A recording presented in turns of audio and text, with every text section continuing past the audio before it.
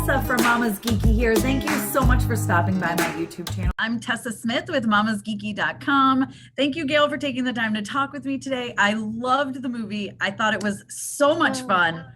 As a mom of two girls myself, and I have two dogs, that is like enough in my household. So Yes. Like trying to wrangle these kids on set. There's so many of them and two dogs. You know, it was incredibly fun for me. I love being with kids. I love working with kids. I used to teach improv. I used to be a camp counselor. So just to get to use as a mom, just to get to use all those skills and get to know all these kids and really see what makes them special and just helping them hone their comic voices. You know, you walk onto set with Zach Braff and Gabrielle Union and you're like, oh, these are stone cold pros. Like they're going to give me just more and more and more on top of what I know they're bringing as their baseline A game. And for these kids who have a little less experience, maybe they don't know what's so funny about them, is to really look at their natural energy and look at their natural comic timing and just develop it is such a treat. It's worth every minute of chaos. Yeah, well, the kids are so great. I was going to say that, like, they're all so good. And I love that they all have their moment to shine throughout the movie. You know, it's none of them are like a background character. Can you talk about casting them and bringing them on, and then also the importance of giving them each kind of their own moments? Yes. Well, we actually cast all the kids, maybe except two kids, during the pandemic. So it was on Zoom. And at first I just thought, wow, who is going to be able to be vulnerable, take direction? There's a weird technology lag. I just thought this will be really, really hard. But these kids, they just came in ready to play. They didn't seem at all fearful or self-conscious. They didn't seem to be laden with any of the insecurities that we have. And so even when I couldn't totally see what they were doing or see their eyes as deeply as I like to see in an audition, I just felt it. They just radiated their energy, their personalities. One of our actresses is very green. This is her first big role, but just her body language, her voice, she just radiated readiness. And on set, she was the same way. Her name is Kaylee Blazinski. She plays Harley. And she just was so open to direction and learning and just being on a set. And one of our young actors, Leo Perry, he would go to every department and learn how to do every job. They were just these little sponges of curiosity. It was amazing. I love it. One of my favorite things about this movie, honestly, is that it is completely unafraid to dive into like racism, bullying, like some heavy topics. Can you talk about the importance of bringing that to the screen and somewhere where kids everywhere are going to get to see it?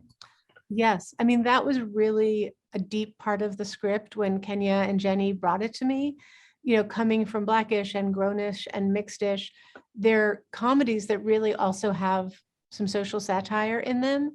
And what I love about their writing is that they send this message through laughter. You never feel like watching is homework. You never feel like you're being taught a lesson because you're laughing, you're experiencing it, you're seeing it through characters who look like you and your family, if not racially, just in terms of values, the arguments over what to eat for dinner that night, parents harassing you about homework.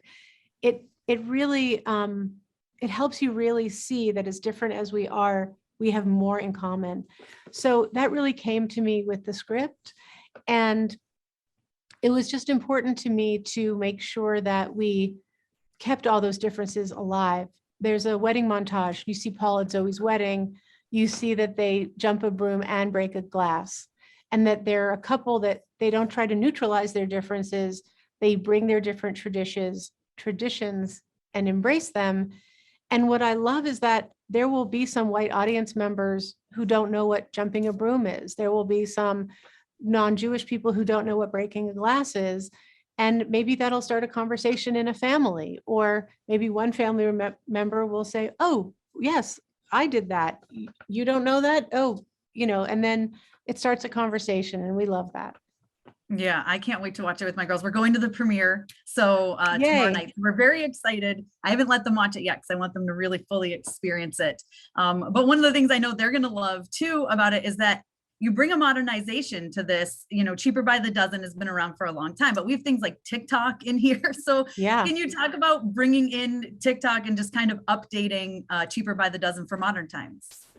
Yeah, well, we just realized that, stuff like family movie nights and mischievous drag races and going to the pool together, like those have been part of family traditions for generations and generations, but also things like TikTok now, kids are obsessed with it. And as a grown-up, if you want to be in on your kid's life, you are learning those dances for better or worse. Either they're humiliating them and it's bonding, or you're actually halfway decent at it and it's bonding. It kind of doesn't matter if you're right or wrong. It's just that you're engaging with your kids. So we really wanted to show that too. Yeah, you're absolutely right, because I'm horrible at it, yet they make me try to do these dances anyway, and we Right. have fun in the end. Why not? Now, during the press conference, you guys talked a little bit about kind of changing things a little bit on the fly, especially Yes. like certain things that happened on set. So can you talk about maybe happy accidents that happened? Yes, absolutely. I'm trying to think, there were a lot of happy accidents. What were some of them? Oh, it's such a good question. There were so many. Ask me something else and we'll come back to it. It'll pop up. Yeah, well, I'd love to know what you want families, I guess, to take away as a whole from this this movie.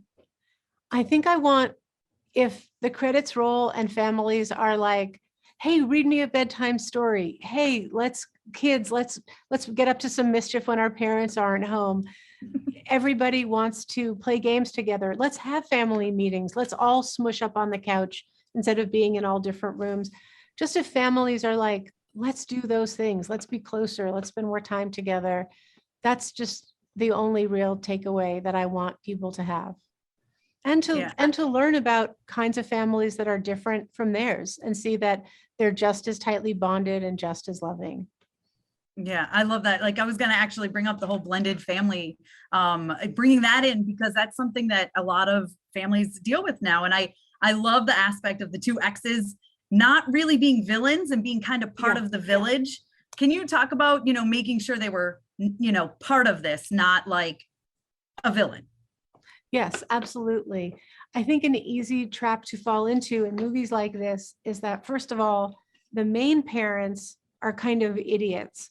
They're either kind of fools or they're clueless. And we really wanted to show that Zach and Gab were a great couple. The whole notion of the united front, I just feel, is so important. My daughter once said to me, she was frustrated because my husband said no and I said no.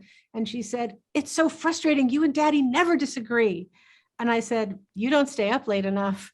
Like, it just all happens after you're asleep, sweetheart.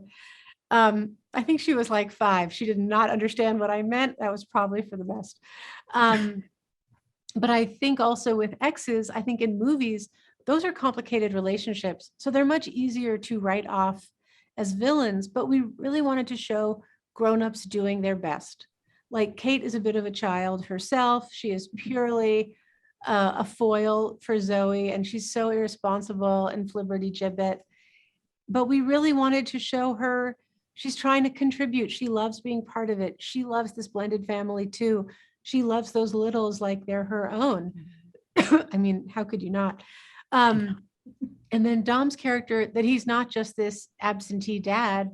He was a guy who was working and providing and was driven to be that, and only realized later that he missed out on a lot of things. And he's taking this opportunity not to say, well, I blew it, but to re-engage with his kids and to also re-engage with Zach as the white dad, to get over his, resentment of what he sees as Zach just thinking he can waltz in and be a father to a Black son, but to actually realize he has wisdom to offer.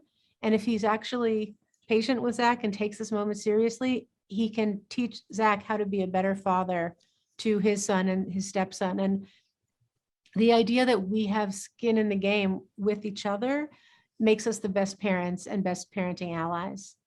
I love it. I love it. Well, thank you so much for taking the time today. And I can't wait to take the girls to see it at the premiere tomorrow night. Yes, I'll look for your hair. I'll say hi. Awesome. All right. Thank you. Okay. Have Bye. a great Thank one. you.